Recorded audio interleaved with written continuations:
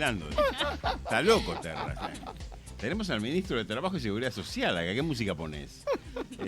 Bueno, usted está bailando en varias bailantas, ¿no? Bueno, bien. Sí. Buen día.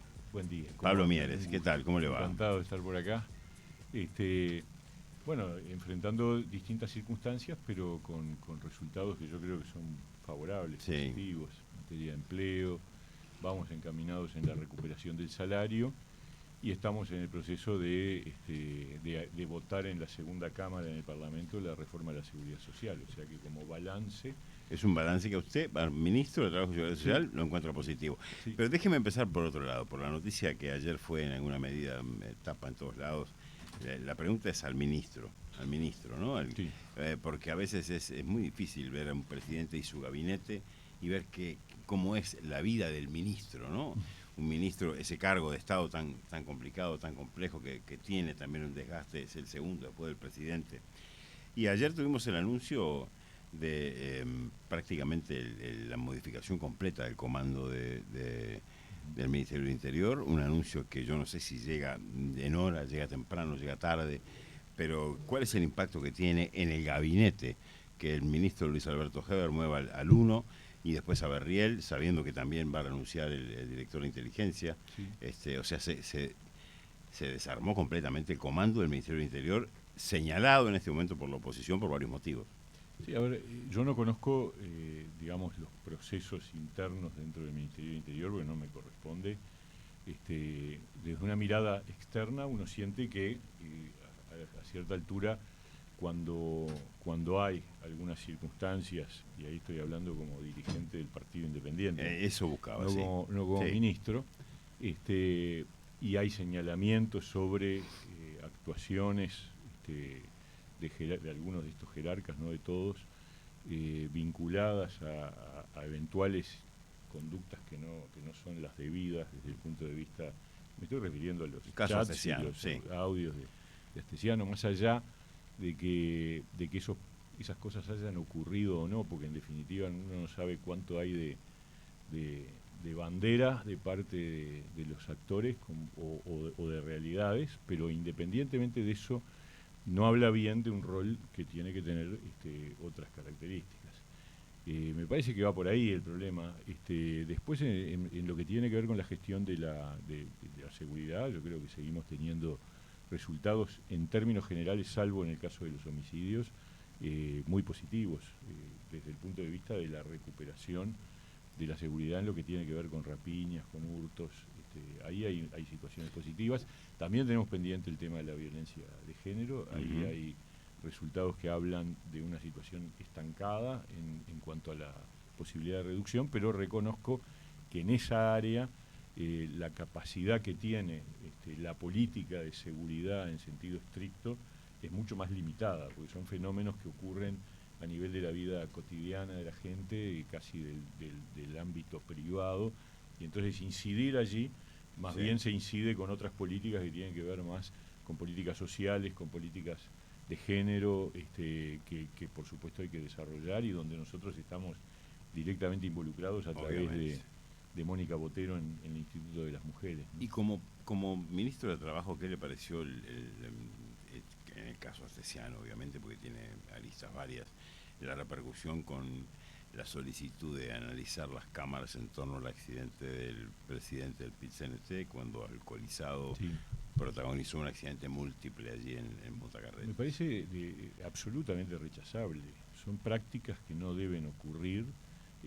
Lo que sí está claro, porque me parece que esto es importante decirlo, porque lo que está claro es que hasta ahora no ha habido un solo dato, una sola información que demuestre que el gobierno, que el seguimiento se hizo, dice usted.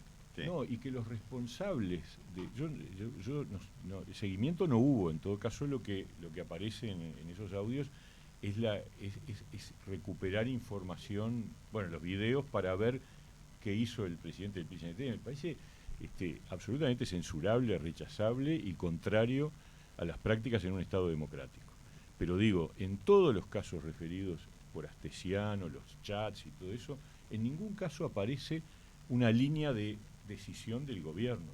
Es decir, acá no hubo decisiones del gobierno. Este señor hacía cosas. O sea, usted comparte la teoría de que algunos de que el Fibra, como se lo conocía, es un chanta que hacía cosas por teléfono que no llegaban a concretarse. Yo nunca lo conocí, lo tenía de vista, pero nunca ni siquiera hablé, ni tengo contacto con él, nunca tuve contacto con él, ni nada. Ahora, también es verdad que sea usted. Pero que es un antes de personaje esto, increíble, sí, ¿no? Porque, pero si usted lo hubiera llamado el custodia del presidente, usted lo tiene que entender. por supuesto, como atiendo a un pueblo, a un vecino, a cualquier persona que me pero pide si llama el custodio para del hablar. presidente, en un país como el Uruguay, cuando llama el custodio del presidente, la gente lo atiende. Sí, por supuesto, pero eso es lo lógico, pero por eso digo... El tema que avanzó más allá, el custodio del presidente pedía favores personales. Ahora, si él a mí me plantea un pedido de algo que a mí me parece que no es regular, es decir, que no está acorde a las normas, obviamente no voy a cumplir con esa Sí, pero con eso esa solicitud. ¿se dice en el chat o directamente no se cumple? Bueno, eso varía según las personas, Claro. pero lo que yo digo es que atrás de todo esto, primero que hay, a ver, y acá no estoy responsabilizando a los medios, a los periodistas, porque me parece que los periodistas hacen lo que tienen que hacer. Cuando la información llega, la informan. Pero hay alguien que está violando las leyes, porque todas estas cosas son reservadas legalmente. Todos estos audios, salió estos de chats. fiscalía. Por eso, entonces hay algún funcionario que está cometiendo delito, que ha cometido delito y que probablemente está cometiendo delito. Y increíblemente se ha abierto una línea de investigación sobre ese tema, pero no se aclara. Y que lo se más dosifica grave, la información. Exactamente, y lo más grave es que no solo se consiguió una información que es jurídicamente reservada y que no debería estar circulando, sino que además se administra con criterio político, para ir generando, y la prueba del 9 es que en enero no ocurrió ninguna filtración, cuando la gente está de vacaciones, en otra cosa, y apenas empieza otra vez la actividad política, págate, empiezan a aparecer de vuelta chats, audios, esas cosas hay que analizarlas, porque los periodistas que reciben un audio, un chat, obviamente primero deben reservar la fuente, ok, me parece perfecto, y segundo deben difundir porque es una información que se evalúa como de interés público. Sí. De acuerdo. Ahora, esa información de interés público es de un origen que jurídicamente está reservado, porque es parte de una indagatoria judicial a nivel de la Fiscalía, y yo digo, a esta altura, la gran pregunta es, ¿cuándo vamos a saber quién violó la ley? Porque yo me acuerdo que cuando pasó el caso Sendoya, que a Sendoya le pasaban información de una fiscalía, hubo un funcionario que fue detectado, Sí. determinado y procesado por la Al PAN, justicia. sí. Esto lleva varios meses, además, no es que empezó ahora, ¿no? 2 meses o 3 y siguen las filtraciones dosificadas, como tú decías, como por cuentagotas, con un cálculo político y estratégico, y esas cosas son deleznables también. O sea, muy deleznable toda la conducta de Astesiano, pero a ver, ¿qué hizo el gobierno frente a lo que pasa con Astesiano? Cuando se enteran que hay cuando la fiscal lo va a buscar, porque además ese es el tema, el gobierno se entera cuando la fiscal venía indagando, lo va a buscar y el señor va preso y está preso y nadie lo está defendiendo ni nadie está justificando su actuación, y sin embargo el Frente Amplio monta todo un escenario sobre esto, yo lo dije a fin del año pasado, olvidándose de que cuando ellos tuvieron cosas de jerarcas, ahí sí de jerarcas públicos, no de un security del presidente, no del jefe de la custodia presidencial,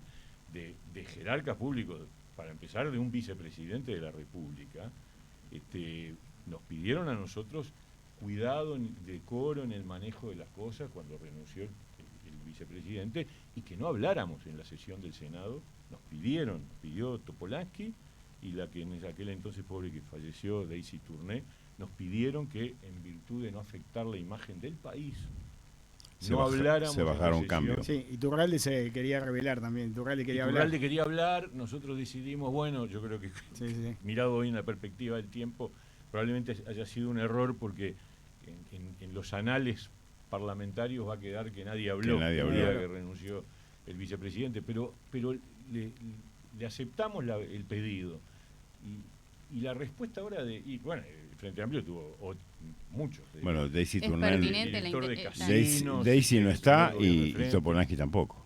No, pero yo digo, la actitud del Frente Amplio, tratando de acusar de corrupción al gobierno, por un caso de un tipo que no tiene ningún cargo jerárquico y que actuó por su cuenta. Por supuesto que en el tema de los pasaportes, que dicho sea de paso, la mayor parte de los pasaportes que fueron otorgados de manera ilegal, la banda esta funcionó desde 2013 y en el 2020 recién reclutaron a este señor. Pero del 2013 al 2020 gobernaron otros, que son los que hablan y levantan la voz, y yo diría tratan de desviar la atención del problema principal, que es saber quién estaba atrás del otorgamiento de los pasaportes. ¿Usted siente que la gente se come los relatos de un lado y del otro, que la gente a la larga entiende dónde está la verdad de las cosas? Me refiero a los dos lados, porque relatos hay de todos lados.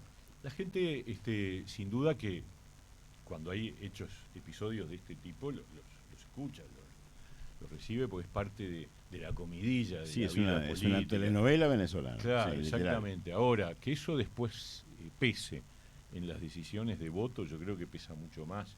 Si la gente siente que le va bien en la vida, si la gente siente que ha mejorado sus condiciones de vida, si hay libertad, si las cosas van bien, me parece que eso es mucho más importante que estas cuestiones, que de todas maneras, repito, con lo que pasó con Antesiano, duro con él en la justicia. Ahora, no le pretendan endilgar al gobierno. No hay que interpelar a Heber. De un señor, yo la verdad que no sé cuál es la razón en este caso, pero evidentemente... Es un paquete, ¿no? Está el tema de las cifras. Sí.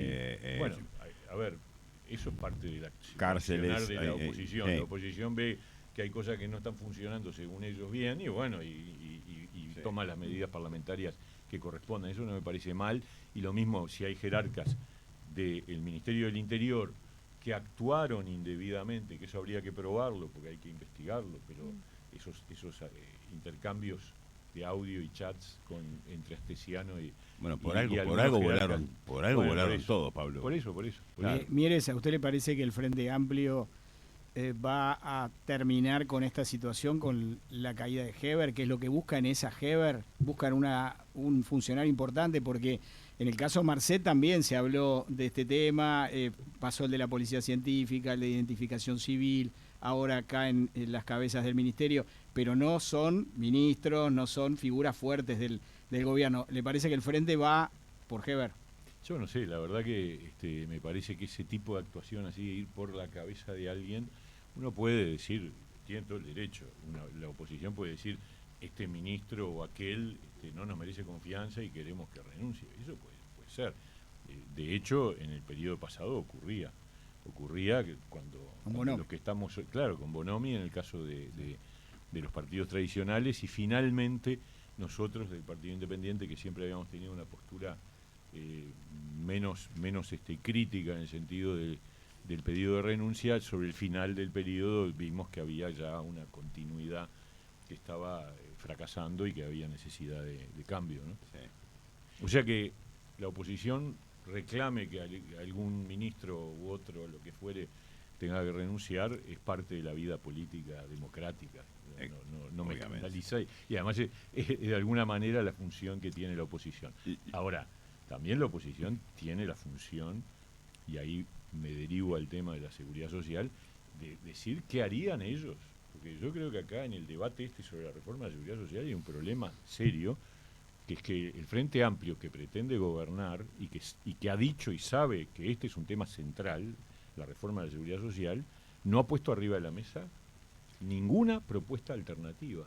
Nosotros no sabemos qué haría el Frente si estuviera gobernando hoy o si gobierna en el próximo periodo de gobierno. No le ha dicho a nadie, a la ciudadanía, y lugar ha tenido, porque participaron de la comisión de expertos, se le entregó el anteproyecto de ley, están discutiendo en el Parlamento, nada, cero idea, pura crítica, puro cuestionamiento, en la fácil además, porque siempre una reforma de la seguridad social es un tema complicado. Discutible.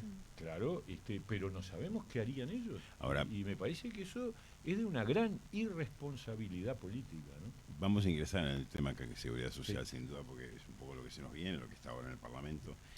¿Cómo es la mirada del ministro Mieres, Partido Independiente? presidente hacia Cabildo Abierto, con el partido con el cual hubo algunas rispideces de entrada en la coalición, y ahora resulta que reclama cosas para discutir.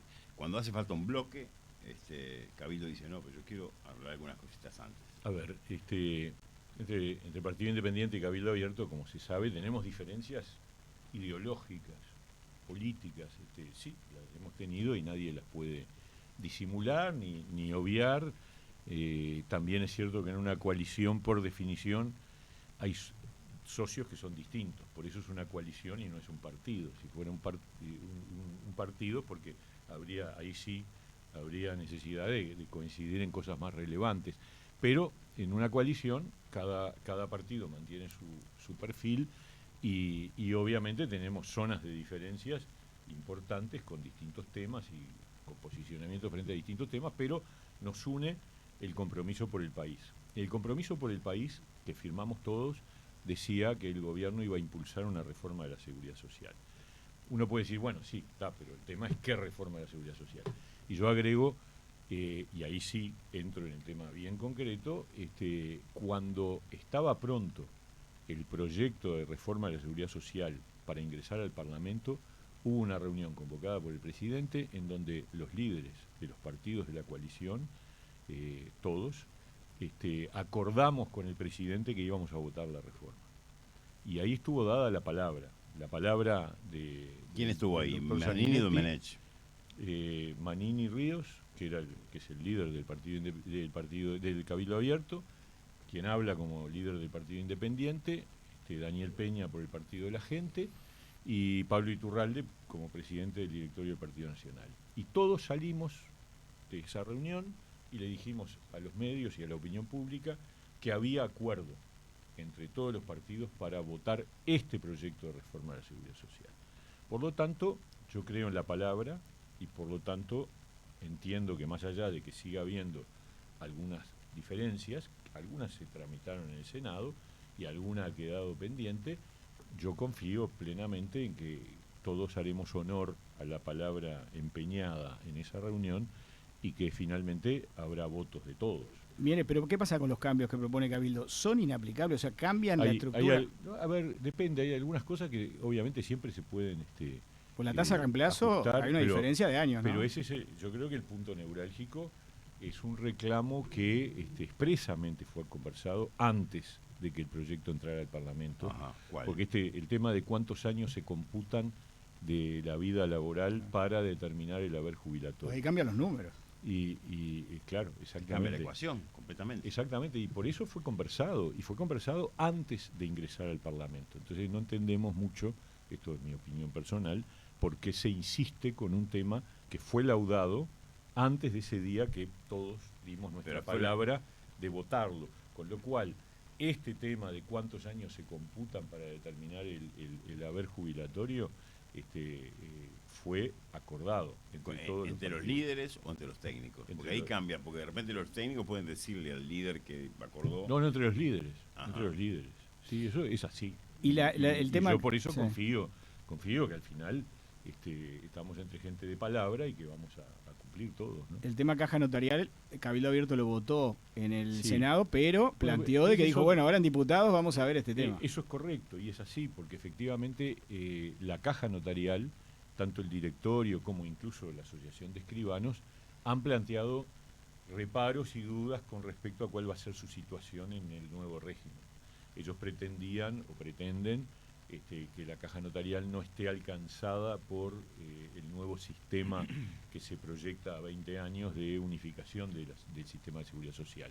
Y hay un diálogo allí, hay un diálogo entablado desde el año pasado, no alcanzó el tiempo cuando se votó en el Senado y se aceptó que efectivamente el tema caja notarial pasara a ser discutido en la etapa de discusión de la segunda Cámara.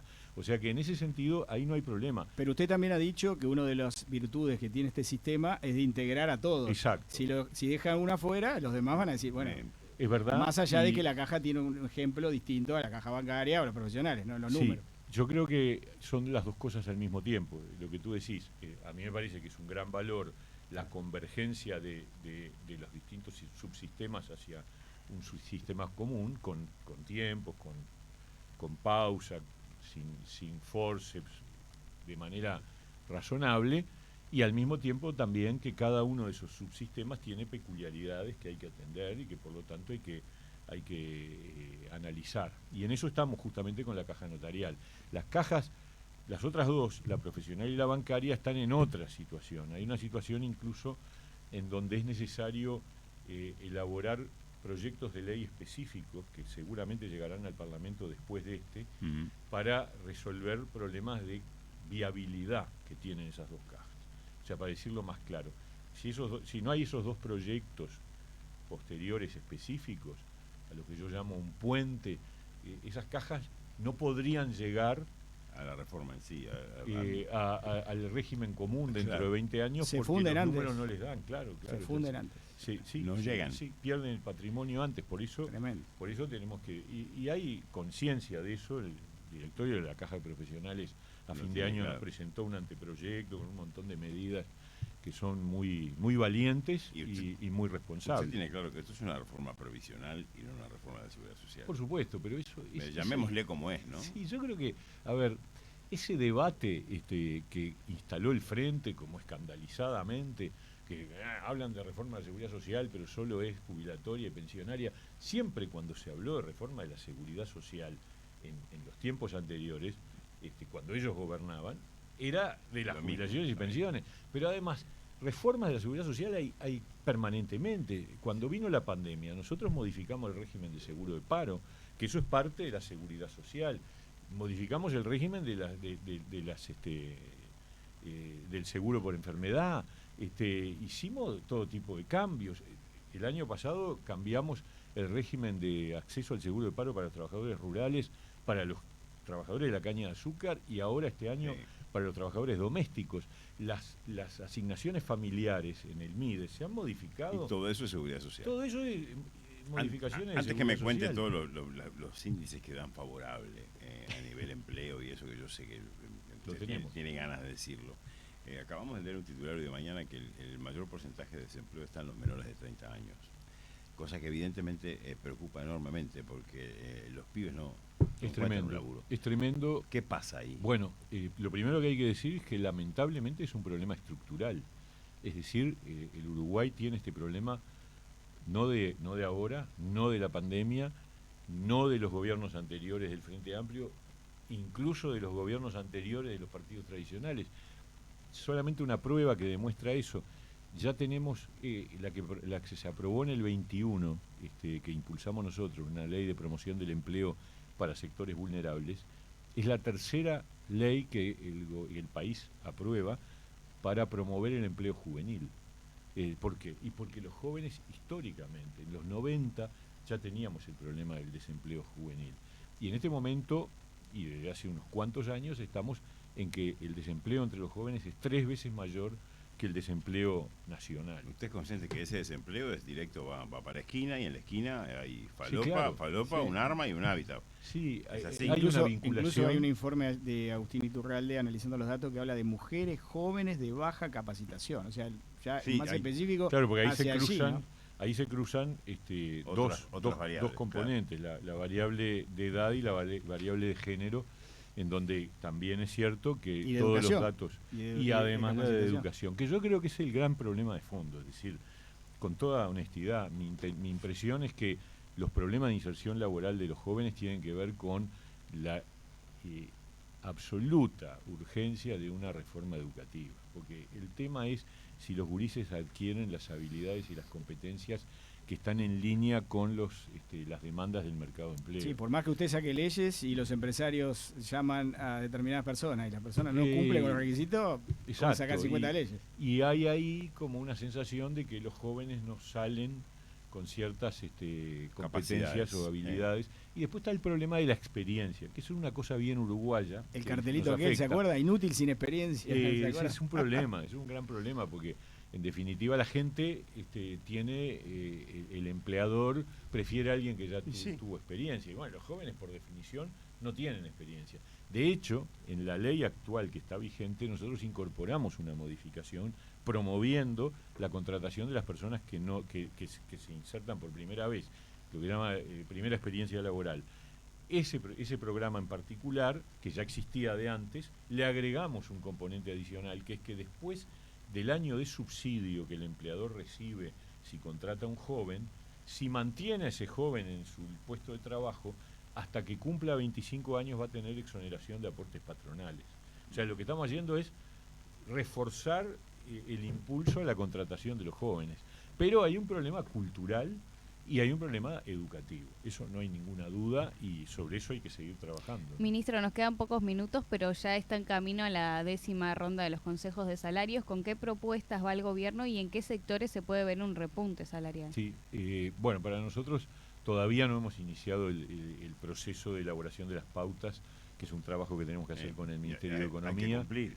Pero hay que cumplir, absolutamente. Hay que ir, ¿no? Sí, absolutamente, es decir, nosotros estamos cumpliendo, y esto es importante decirlo. Estamos cumpliendo, ¿qué quiere decir? Que nosotros dijimos, cuando vino la pandemia y se cayó el mundo, asumimos que no había más remedio que acordar, y en eso quiero destacar particularmente el presidente del Frente Amplio, Fernando Pereira, que en ese entonces era presidente del PIT-CNT, firmó un acuerdo, porque ahora reclama y se escandaliza, pero él firmó un acuerdo como PIT-CNT diciendo que si la economía caía iba a haber un impacto en el poder adquisitivo del salario.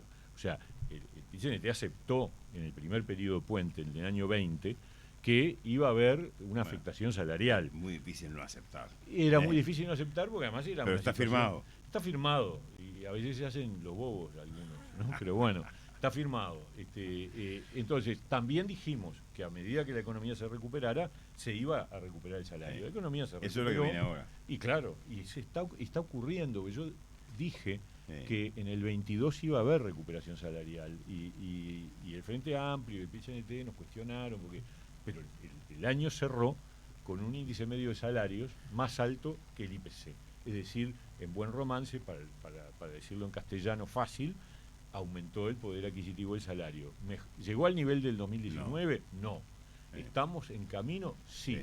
Yo tengo un estudio hecho por mesas de los consejos de salarios que indicaba a mitad del año pasado que alrededor del 27% de los trabajadores que negocian su salario en los consejos de salarios ya no tenían pérdida.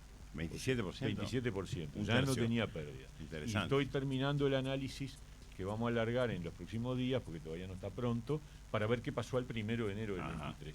Y en el sector público firmamos los acuerdos con el aval de COFE y de la Coordinadora de Sindicatos de la Enseñanza, que claramente definen un cronograma de recuperación salarial completa. Y eso está firmado por los sindicatos. Bien. Estamos pasados de hora, me están poniendo la música acá en los auriculares, no quiero mirar porque me están haciendo señas, pero si no le hago estas dos preguntas, me corto la lengua. Yo tengo una también. Así que, dos preguntas y cortitas, por favor, mires. Y sinceridad total, le pido en estas dos. Primero... Las anteriores también. No, pero en esta le pido, ¿va a ser candidato? Si no es candidato, ¿a quién ve en su sector? Y segundo, si vio la nueva milonga y qué le pareció la invitación. Empiezo por la segunda. La vi antes de que saliera porque alguien me mandó el video. Y bueno, el carnaval es el carnaval, ¿qué voy a decir? Lo que puedo decir, si se quiere, es que si las críticas son porque tengo pocos votos, o porque antes estaba en el Partido Independiente de manera separada y luego en una coalición, es que tienen muy pocas cosas para decir de mí, ¿no? Es decir, no tienen muchas críticas para hacer. Probablemente en ese sentido les salga medio aburrido el tema, pero nada, la libertad es libre y cada uno dice lo que le parece y es parte de la vida democrática. ¿Candidato? Candidato es lo más probable. Es lo más probable porque el partido viene claramente orientado a marcar su presencia en la elección del año que viene como parte de esta coalición de gobierno, que yo creo que se proyecta para adelante. Y nosotros somos una pata clave. ¿Cuándo debería dejar el ministerio? La pata izquierda bueno, eso es un tema diferente. Obviamente los ministros no tenemos las incompatibilidades jurídicas como para tener que renunciar en tal o cual fecha. No está arriba de la mesa en este momento porque todavía no está ni siquiera.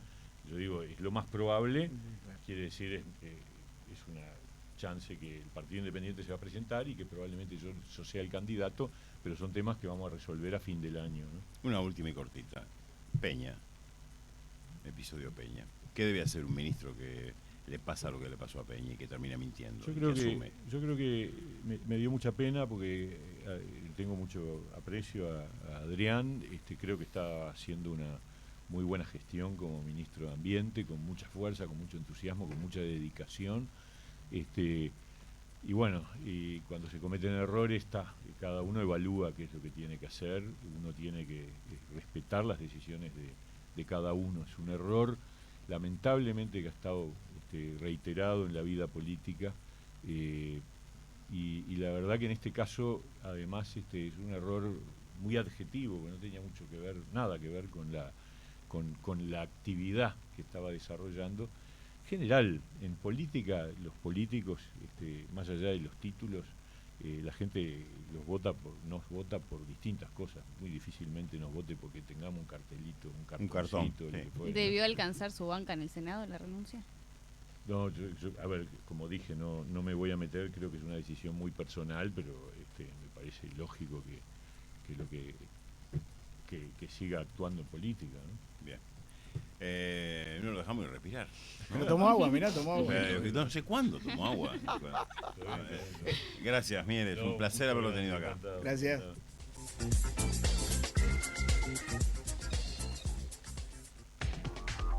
...970 Noticias.